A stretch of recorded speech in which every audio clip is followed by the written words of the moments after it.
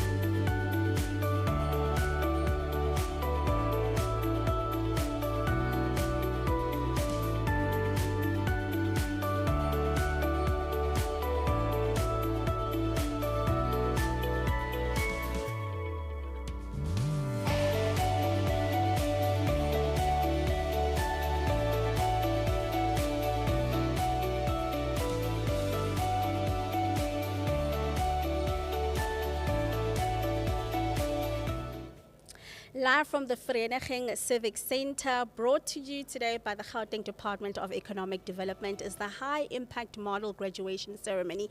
And I want to give you something that was actually said by the MEC Vuyiswa Ramokgopa, who we'll be speaking to a little bit later on. She said one of the core reasons of the impact model is to move away from handing out small temporary grants that do not scale. And under the High Impact Model, government works hand in hand with industry partners like the AIDC, to name a few, and accreditation bodies, and the goal being clear: take the expertise that already exists in our townships, formalize it with Red Seal certification, register the businesses, and connect them directly to major industrial value chains. So we are still going to have an interview with the HOD, Mr. Khomotso Moholwa. It's a great day, like I've indicated. This is one of those days where we take something from A, we take it to B, to C, to D, to E. The list is endless. The guys are ready. They are so excited to get their Red Seal certification. So stay tuned. Once again, follow the day's proceedings on Twitter, or X rather, at Gauteng DED, Gauteng DED1 on Instagram, as well as www.gauteng.gov.za. Share as well the joy. Let people know on social media pages what you are tuned into.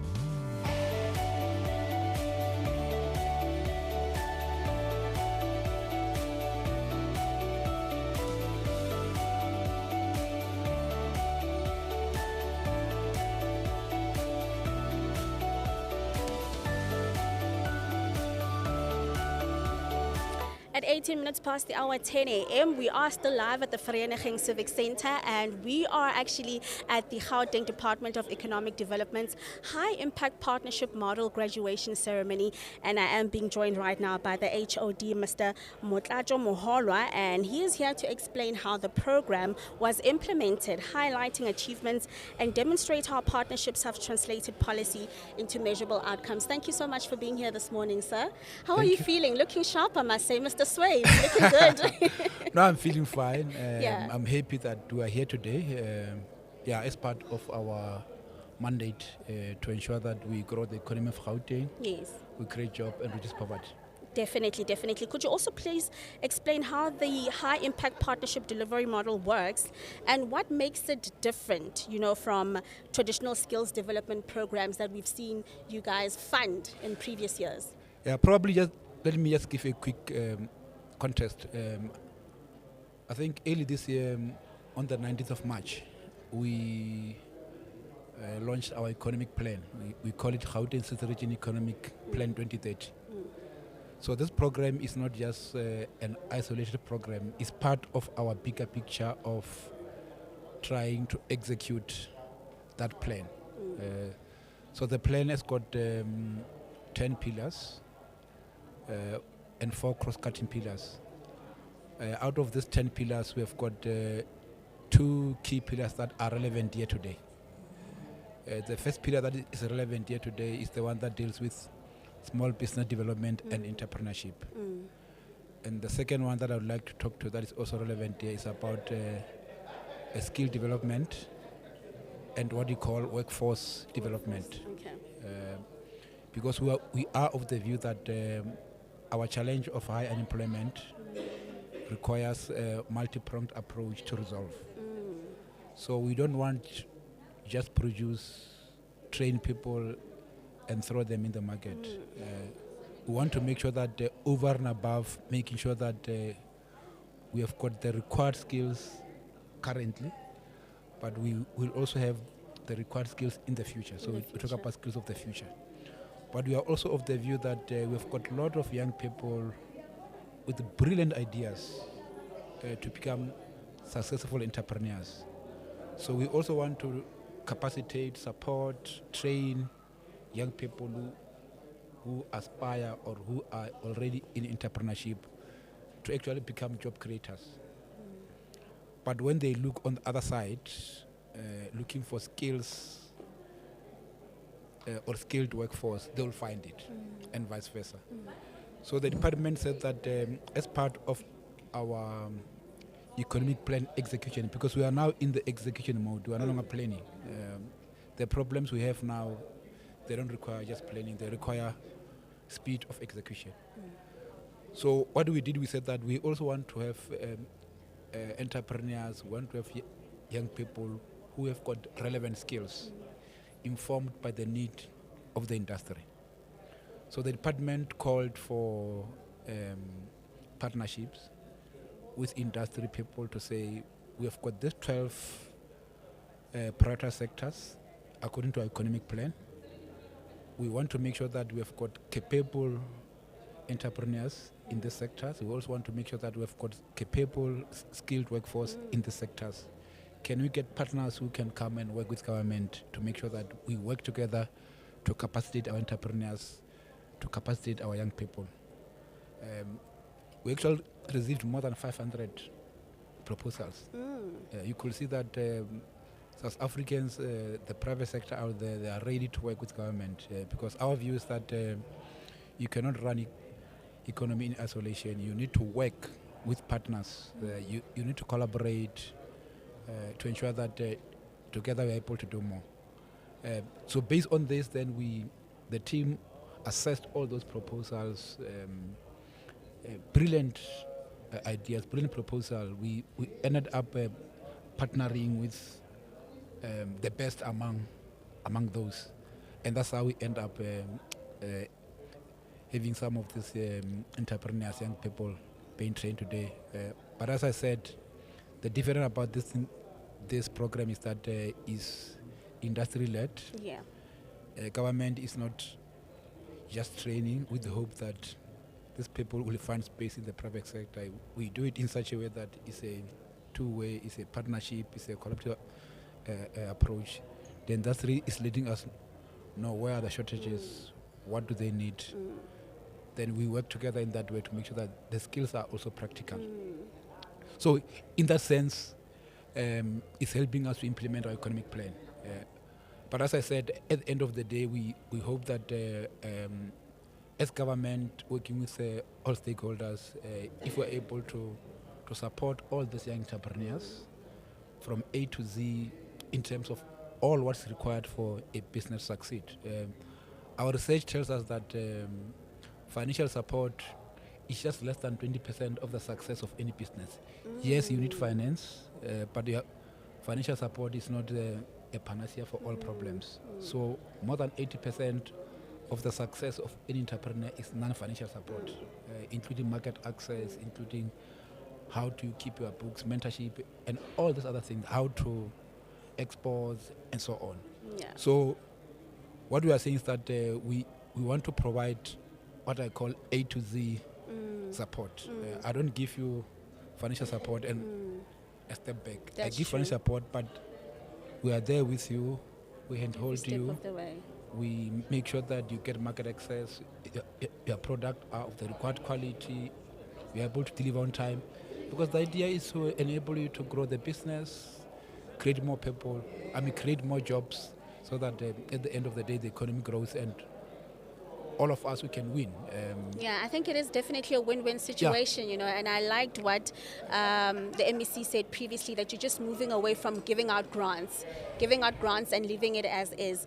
But can you share with us what have been the success highlights so far since the implementation of the program? The key success is that most of these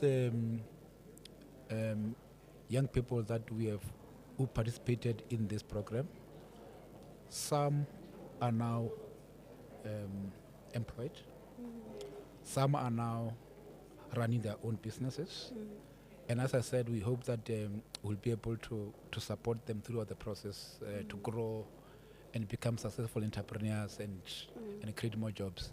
And I think the key for me at the end of the day is that if you have got one young person owning a business which is growing, already that person is employed. And if he or she is able to employ 10, 15 people, you are solving the problem.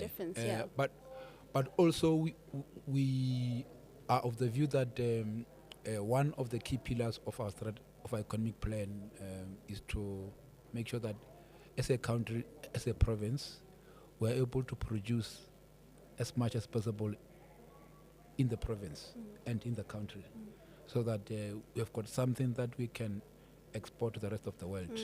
You cannot rely only on a consumption-oriented economy. You've got all these malls when you drive around the province. The question that we should always ask ourselves is that these products that we find on the shelves, where are they coming from? Nothing wrong with them, some of them coming from outside, coming from abroad, because that's what the new modern world is about. But we also want to see as many our products produced by young people getting shelf space, but we also want to see some of our young people's product getting shelf space in the other part of the world. Definitely. That's part of trade. So that's what we are saying, that this program in a progressive way is helping us to reach that objective. But we also want to see domestic investors, foreign investors investing in our sectors. And when they come here, in most cases, they want to partner with our people. But we also want investors, when they come here, that they must find that we've got skills. Because in most cases, people, when they come from outside to invest here, they find that we don't have skills. They have to bring their own people. They have to bring their own people. And that's not helping us. So that's why we're saying that this program is helping with the current skills needs, but it's also looking into the future. Yeah. So that in the future, for example, I was giving an example of electric vehicles. In the next 10 years, probably all cars will be electric. Yeah. So there will be need for a lot of charging stations. There will be need for technicians to deal with those charging stations. So we can't be caught with our pants down. We must anticipate that there will be skills required in this space. So now is the time to start thinking ahead and prepare skills for the future. Yeah.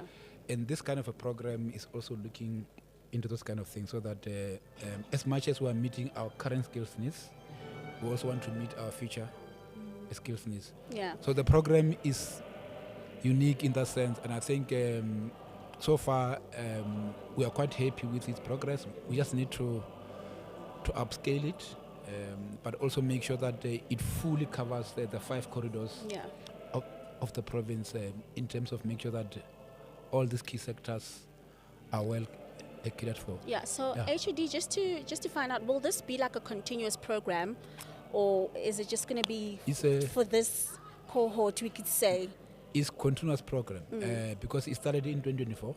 Okay. We are now in phase 3, but we also want to make sure that as we move ahead, these people that are graduating today, we are not saying we're done with you. Yeah. So they must move to the next level. Yes. Oh yes, now you look like you are ready to export. How can we help you to understand the export market? Where are your products required across the continent and across the world? And how can we get there? Working with the Department of Trade, Industry and Competition, there's a program on export development.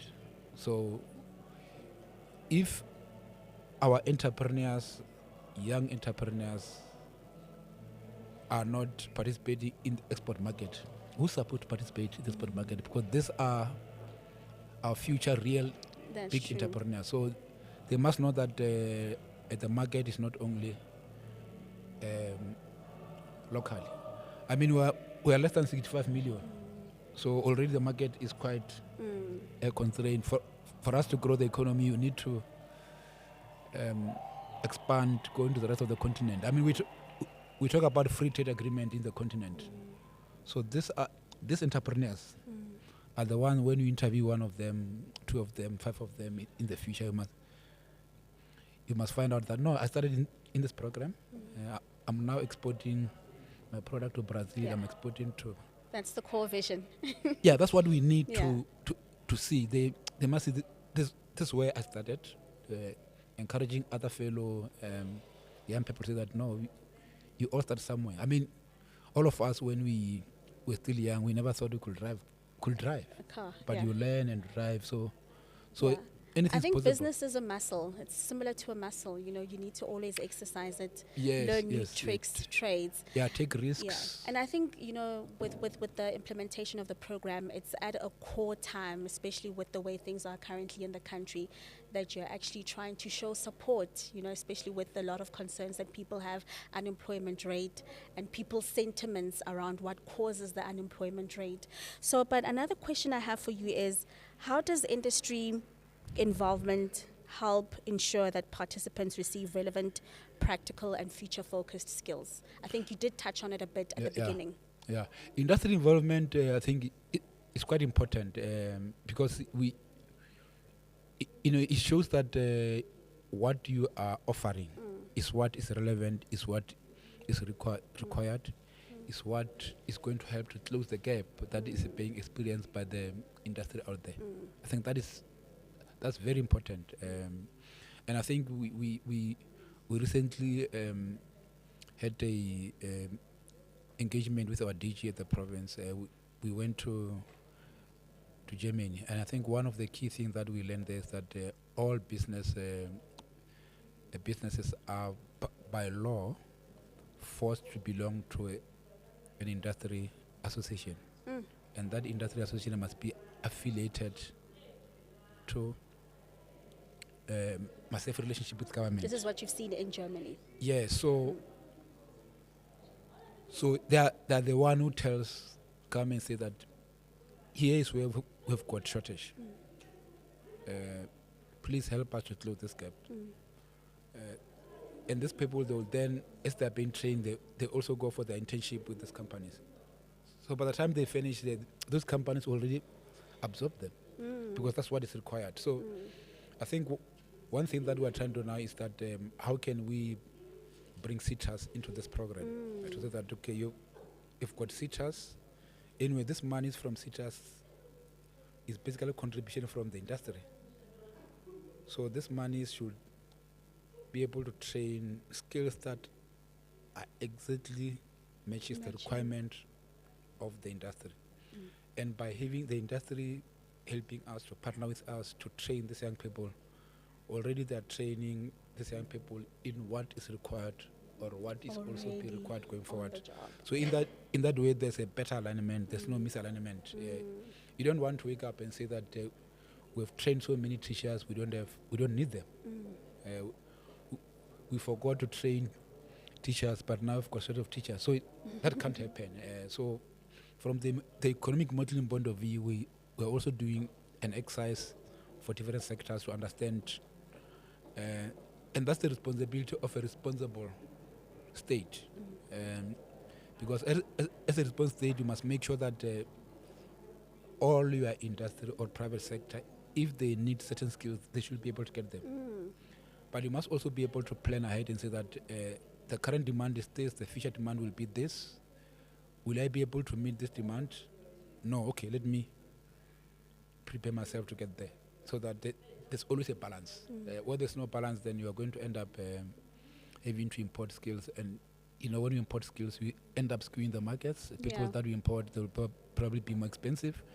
But it also creates unnecessary tensions because we have got people that we're importing while we've got young people with brilliant ideas, and they're not participating in the economy. I always say that African continent, as a continent, we are quite blessed because we have got. There's no any other place in the globe which has got more young people than Africa. So this is what we call the demographic dividend. And young people are quite energetic, innovative, brilliant ideas. That's absolutely correct. They just want their energy to be channeled properly. And with that, the continent can become the next big thing in terms of economic growth and development. But you will also appreciate that if there's any less urbanized continent in the world, it's Africa. And it means that the next revolution in urbanization will take place in the continent. And you know what opportunities come with urbanization. The more and more people, for example, get urbanized, it means that they require the agro-processing become key. Because you and me, for example, may not have enough time to chop vegetables, all these things. You want a food packaged already for you just to put in the microwave, stuff like that. So there'll be more and more demand for food, but there'll be more and more demand for agro-processed product. Which actually brings me to the next question. You're mentioning the agro-processing industry. I know the automotive industry is also part of it. What other industries are part of the program? Like I said, we've got 12 key sectors. One of the key one that you will see here today is there's ICT, there's transport and logistics, there's mining beneficiation in the automotive, because this area is also there's an intention to, as part of the VAL Special Economic Zone, to have a multi-sites special economic zone, and that there's an airport here that we are trying to make it part of the SEZ. If you go to KZN, Durban, you'll know that the current airport, the Kinshasa airport, is actually a completely new airport. They moved away from the old airport, built a completely new city through what they call Metropolis, established a special economic zone there. If you go there now, it's a massive economic driver in that region. An airport there which is linked to transport, logistics, linked to a special economic zone. So, and if you check the development around that area, Umhlanga region, is because of that airport. So we're trying to do the same thing with this, so that this airport here that I think has got that potential. But it will be linked to the VAL Special Economic Zone, which I think the Minister of Trade in Industry Competition will be designating it in the next few months or so that this area can also have its own special economic zone, which will be anchor of economic growth and development here. But we must make sure that the young people here through this program are also capacitated with skills to take employment opportunities there, but also to be able to take the new entrepreneurship opportunities that will come out of this, the whole development as part of the Metropolis. So you've been on the ground, obviously, as part of the program. What has been your highlight, or who have you seen being impacted? You can just share a story of a beneficiary that's been impacted by the program that has touched you. Yeah, I don't have the name at hand now, but you actually we agreed that the sick, we should at least get few, maybe 6, 7 that you'll talk to. But from what the colleagues briefed me about is that and you could see that we started this program in 2024. But if you see people who were trained in 2024, they're here today, they're happy to be here. If they did not really see the benefit of the program, they will not come here. Take the time out of their work, out of their busy schedule to come here. But what I like is that this has energized young people, has given them hope, and they're also becoming our ambassadors. We've also seen that the demand for this program is quite high because they can see their fellow neighbors, their fellow friends, their fellow family members benefiting from the program. So in that way, I think we are happy that we have those who are working, we've got those who are running their businesses, and the intention is for them to grow and become big businesses going forward. Has there been enough buy-in from the private sector in terms of participating in the program? Yes, that's why at the beginning, I started by saying that we have asked them to give us proposals. And we received more than 500 proposals. Initially, we thought the interest would be quite limited. But we've also established what you call action labs, 12 action labs aligned to different sectors. The idea there, we are saying that our economic plan cannot be implemented by one department. It requires multi-stakeholder. It requires intergovernmental coordination. So in those action labs, we are saying that you need private sector, a specific industry. If you talk about tourism action lab, you have people from tourism sector who on daily basis their work is to make sure that they make a living out of tourism. So they will tell you about their lived experience in terms of possible opportunities, in terms of possible challenges. Then you bring academia, people who do research in this sector on a regular basis. Then you have got government from 3 spheres. You've got civic sector. So all these parties, they come together in the action lab to say, how do we make sure that the tourism sector in the province is pumping or is firing in all cylinders? What are the low-hanging fruits? What are the opportunities? What are the problems? What are the skills we need in the space? So based on that, then we're able to tailor-make our programs in such a way that they answer those problems. So the buy-in is there. And the fact that we are also engaging with the different chambers, both domestic and international. I mean, I think 2 weeks back we engaged with the German Chamber of Commerce Industry. We also engaged with the Austrian Chamber of Commerce Industry. These are the chambers who are looking after their business people who are in South Africa, who are in the province, so that we are able to understand their issues. We're able to say, we've got this economic plan, we want to work with you to make it succeed. In any way, any investor would like to invest in a country or in a province where the economy is growing, where people are employed, because the more the economy is growing, the more people are employed, the more chances of their business to even grow. The more is the demand of their product. Yeah. So, like I said at the beginning, it's a win-win situation. But we are also of the view that I cannot sit alone as the head of department and design a strategy without the involvement of these parties. Key industry players. However brilliant I am, if I'm not working with key stakeholders, getting their buy-in, getting their input, I'm just starting from a failure. Yeah. I'm planning to fail. That's definitely true. So I think, we are quite happy with what's happening so far, and I think we want to elevate our action labs to the level of, I'm sure you heard about Operation Vulindlela. I want to make sure that each of the sector, in terms of mechanics on how they run, how they are managed, you can think of them as a mini Vulindlela in tourism, mini Vulindlela in automotive sector, industry, mini mining. all these things, so that we make sure that, because the idea is to make the sectors competitive, productive, and sustainable.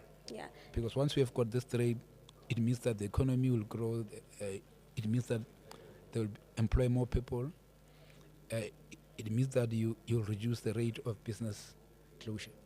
Because that's So if I hear you, the core is absorption, skills upgrade, and obviously propelling the young guys into the future. So we've got 300 people in here, plus minus 300 people. As we wrap up, what is your advice? More than that. More than that. Okay, that's great. So what is your advice as we wrap up? No, the advice that the sky's the limit.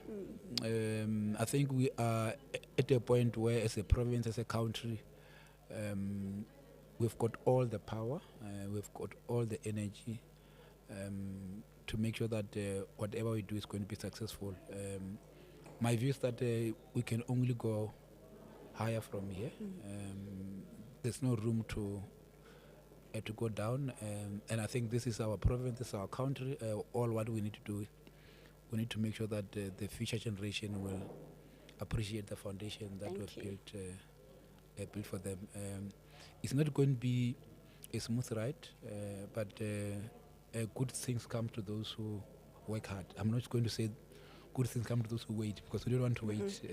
Good things come to those who persevere, be focused. There will be challenges on the journey, but there's a light at the end of the tunnel. The benefits of this process, our hardships, our endeavor will be more than the cost. Thank you so much for joining us for the interview. Thank you so much. Really appreciate it. Thank you very much. All right, so as you can hear, there's cheering, there's loud music, there's noises. Plus minus, so HOD says it's probably plus minus more than 300, excuse me, it's probably 400, 500, I don't know. But so many men and women have dressed in their best of the best attires, ready to walk across the stage, excited about the Red Seal certificates that they will be receiving today.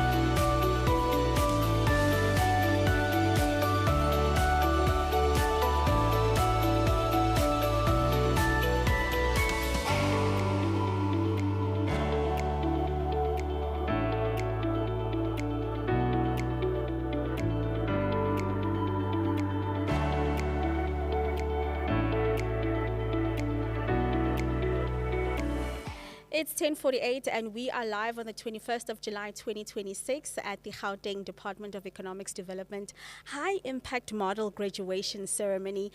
And in attendance, we've got 2,500 graduates, which is a small number from what I had initially thought. 300 to 2.5. I do have, in fact, one of the implementing partners, Mr. James Gwangwatsa from BPO Skills Academy. Thank you so much for joining us today, sir. Can you just give us a brief explanation of how it is in there, you know? It's exciting. It's exciting. I guess that's the word that I can use. Yeah. It's quite exciting, I think, to see the work that we've put in and what the learners are actually doing now, and the results of it is what, for me, is more important. So, yeah, it's quite exciting. It's a electrifying atmosphere inside. Yeah. So we did hear a little bit earlier on from Mr. Motlatsa Mohora that they had almost over 500 business proposals, you know, from different people wanting to be part of the program. How has it been for you and your academy? It was a stringent process. I think the idea of public-private partnerships works. It's an idea where government goes in and looks for partners. I think the traditional way we've always done was to get money from government and then start implementing. But I think when a partner comes in with hosts like we do from our side, a bit of funding as well from our side, which is fund mobilization, which is part of the work that we do as well, with an end goal of making sure that we get the learners to get into employment. It was quite a stringent process getting through from the first round. I think if you look at 500 implementing partners, quite a huge number. So I think we are quite privileged to have been a part of this particular first session. And what has been your role, you know, in the program? So we come from the global business services sector, which is the business process outsourcing sector. So in essence, South Africa onshores jobs from abroad, be it in America, be it in Britain, be it in France, Spain, and brings those jobs to South Africa. And South Africans in South Africa actually service those particular jobs. And I think we are a vibrant country, and I think we need to celebrate the gains that we've made as a country to be where we are now, to be recognized from an international perspective as a global destination where you can offshore jobs to and get those jobs to be serviced by South Africans. So we're quite excited about that. So that is what we were doing from our side, is to train those learners to be equipped with the relevant skills that they need to be able to service those calls and service those countries. Obviously understanding the nuances of those countries, what type of people are they serving, the difference between an American, a British person, a Mexican person, and a Spanish person, and how you treat them on the phone. Because remember, you're only speaking to these people over the phone. So getting those learners to be well equipped with those particular skills to then be able to start servicing those customers, I think is a great deal. And we're quite excited about the job that we do. Yeah. Nice, I can tell you are. Yeah. Okay, so another important question though is, how does the industry involvement help ensure that participants receive relevant practical and future related skills? Oh, sorry, you can write that up again? I was asking, so how does industry involvement, your involvement specifically, you know, help ensure that participants receive relevant, practical and future focused skills? Perfect. I think you touched on it a bit in the previous one. Yeah, I did. I think we have been in this industry for the past 5 years. We call ourselves a COVID baby. And of those 5 years, we are celebrating 25,000 learners that we've trained and put into gainful employment. So ours is the conduit, the means to the end. What skills are required from an industry specification, and what we need to develop that learner to then do in terms of servicing that particular learner. As an accredited training provider with Services CETA, the QCTO recently, we are not just training for the sake of training. We're ensuring that the learners get fully owned qualifications that are recognizable once the training program has been completed. And ours is what we call a massive transformative purpose, is to solve for youth unemployment. We don't just train for the sake of training. We want to see if the learner will then get employment at the end of the day. So what we then do, our model is reverse engineered. We speak to the employers first, find out what competencies and what type of learners they're looking for, and employ employees for the future into their program. So we involved heavily in the talent pipeline of those organizations to understand what type of campaigns they have, when those campaigns are hitting their markets, and when and what numbers they're looking for those particular campaigns, and what caliber of person they're looking for. We then go to the market and look for unemployed South Africans and make sure that they're trained to be competent in those particular roles. So at least we then join the two, and not just train, learn, and then say here to the employer, employ them, but the competencies are not what they're looking for. So that is what we do from our sector to ensure that the industry is well serviced with equipped South Africans who are able to take on those particular and roles. And so jobs. far, which industries have you been servicing in terms of skills? So it's quite broad. If you look at the BPO sector, it sells customer service, back end, it's banking, it's healthcare, it's retail, it's FMCG. And everywhere where you realize, like currently, the market has now developed into a situation where everything is online. So it depends, whatever that you want, you can get it online. So you need someone who's on the end of that particular code to be able to then service you. Because now we deal with phones, either you're on Twitter or you're on Facebook, or you're ordering something off a certain app to order it in. And when the system fails, you need someone who's at the back end who can then be able to speak to you. So that is where we then come. Yeah, okay. Like you did indicate, you're just one of the many 500 companies or businesses that, wanted to get buy-in, Yes. But why is it important for organizations to partner with government on such programs? I think it is, government knows what it knows. I think I've always said that. And industrial partners know what they know. As long as the two do not speak together, we don't have economic growth. The challenge that we had in the past, like I mentioned, a government would issue a tender and then say, no, this is what we need to train on. But then government doesn't have enough understanding of the roles and also the industry that they're working into. They know that the jobs are required, but what competence are needed. So I think from our side, as a public partner, as a private partner, walking into the public partner, we can then be able to advise what is required and where we can then be able to use government funding with results. Return on investment for me is more important. And I think the Gauteng Department of Economic Development has made sure that they always get a return for their buck. Whatever money that has been used, we make sure, or they do make sure that it's scrutinized. Where is it going? Which beneficiary is benefited? And they also expect 100% absorption once the training has been done. Learners need to go into employment. So they're quite an eloquent and effective department, which has been working quite I've tried to find the right word, quite professionally with us as well. I think we always had the notion that government people do not work, but I think the partners that we're working with from the Department of Economic Development are hands-on. They know exactly what is required. They're quite fluent as well in terms of what they're looking for in a service partner. And I think we have been a partner that has been able to ensure that we can steer them in the right way, create the number of jobs that they're looking for, and service the industries that they're looking at servicing. Definitely. I'm sure I could go on and on and on. I still had a question for you, but obviously we're almost out of time, But you've worked with, like you've mentioned, 2,500 learners. Yeah. What's your advice? Patience and the end goal. I think that is always important. What makes me sleep well at night is knowing that I've taken a youth out of the streets and make sure that youth is now permanently employed. If you're looking at our capita in terms of the South Africans that we service, one particular child who gives a job services 10 other families or family members, as it were.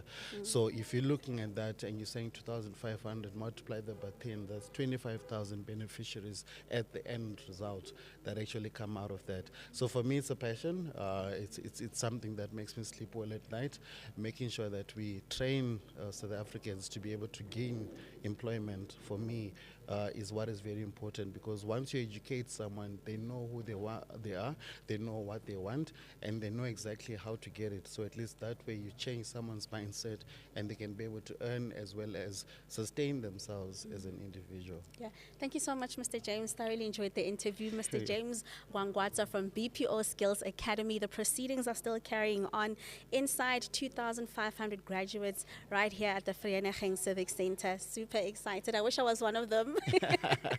Quite exciting. Quite exciting, really, really exciting to be here. Please do go check out the Gauteng Department of Economic Development on their social media pages, Facebook, YouTube, on X, Gauteng DED, Instagram, Gauteng DED1, and on the website, www.gauteng.gov.za. A little bit later on, we will be speaking to, I think, 2, 3 more, 7 beneficiaries, just to get a feel of how they're feeling about the program. So much has been going on. I've learned so much. It's not just only about skills upgrade, it's also about absorption, professionalizing the kids as well as they go into the job market.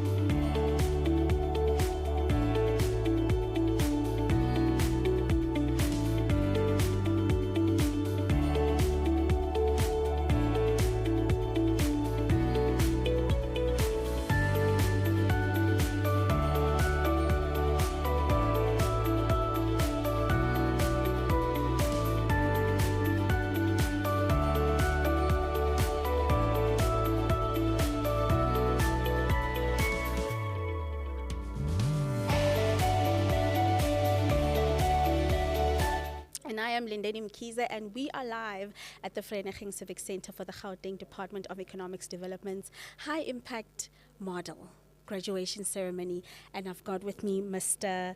Claiborne Appies, and you are from Deaf Touch.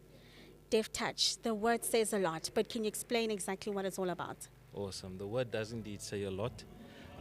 When we think about diversity and unity in diversity, DevTouch is a specialized BPO operator within the telecommunications space. The name, like you said, says it all. Our core focus is the deaf community. That's to bring them into economic participation by also ensuring that we develop their skills and then give them equitable opportunities within the workplace. We exist as the first deaf call center in South Africa. Call center? That's correct. Okay, that's interesting. I see it took you by surprise, right? Definitely. But, South Africa boasts the first deaf-to-deaf call center in the BPO and global business services sector. And it's for that exact reason we are strong in diversity, and we're offering not only South Africans but the rest of the world a model that shows how inclusivity can be done and how the deaf community can be brought into participation when we are intentional. Yeah, I'm sure you kind of have an idea what I'm going to ask next. Go How for does it. it happen? A deaf call center. How does it happen? So let's use our imaginations for a second, right? Okay. Call centers are the preferred customer service delivery model globally, right? But it focuses on voice only. Sign language, being unique, is a visual language. And that means it has to be seen. So we function through a video-operated platform Makes that sense. ensures that we are able to receive calls via video and obviously manage that call via video so that our caller can speak sign language. Yeah. So what made you guys want to partner with the department on this initiative? I think it speaks for itself. 3 years ago, we celebrated sign language becoming the very first, also the 12th official language. And that meant that government and private sector itself had to respond. We're grateful for government having responded in this way, because by giving us an opportunity to participate in the program, it shows the diversity of our country. But beyond the diversity, it shows the capability that rests within our country.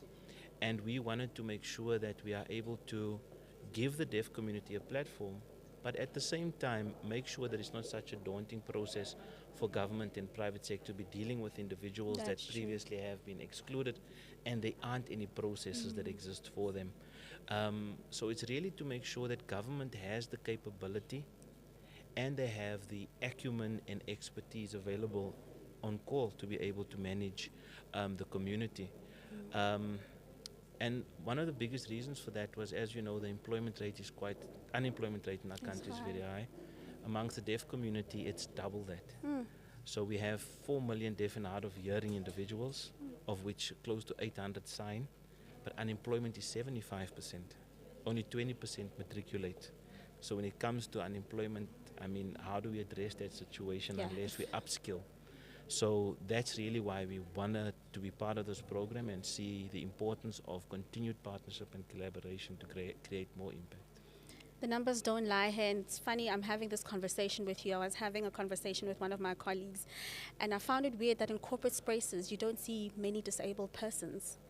Very true. troublesome, you know, and it speaks to the issue that are they not interested, or are there not enough organizations like yours that are coming forward and trying to assist corporate spaces in identifying persons living with disabilities and absorbing them into the workspace? But when coming to your organization, why did you want to be part of this program, and what has been your role in supporting the beneficiaries? So we offer a managed service. So just to touch on the first part that you mentioned, it's not that simple. You know, government has been calling out, and there hasn't been sufficient amount of organizations such as myself that have put up their hands. And I think it's for various amount of reasons. Sometimes there's the expertise, the knowledge and understanding, but there's not necessarily the ability to implement those things. So it requires that collaboration and that partnership. So looking at what we offer as a managed service, it means we are able to address 3 key pillars that the disability community all have to sort of consider. Number 1 is the accessibility. We're in a building right now, and as we look around us, we don't see a lot of accessibility. And accessibility is not just a ramp or a lift.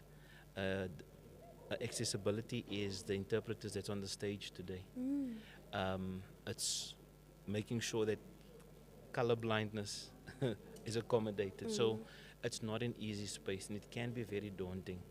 And when you have organizations that says, okay, we can help you take care of that, here's how, listen, take heed, and that's why we exist. And in addition to that, skills development, it's also not easy to upskill individuals that from a systemic perspective in education are locked out.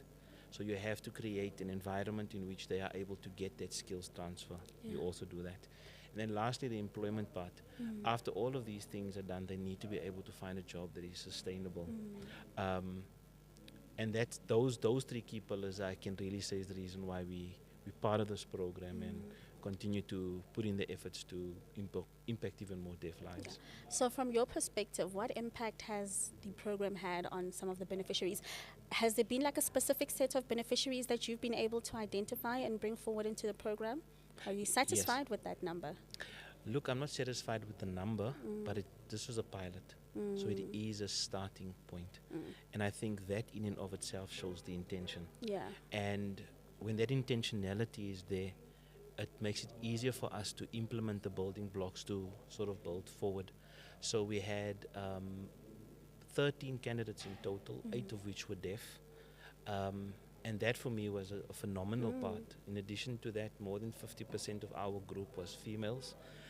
All of them, fortunately, were also black candidates. So it's a great starting point, and it's a great point to work forward on. So we're excited for, I guess, the future, I would say. And what impact has the program had on them specifically, you know?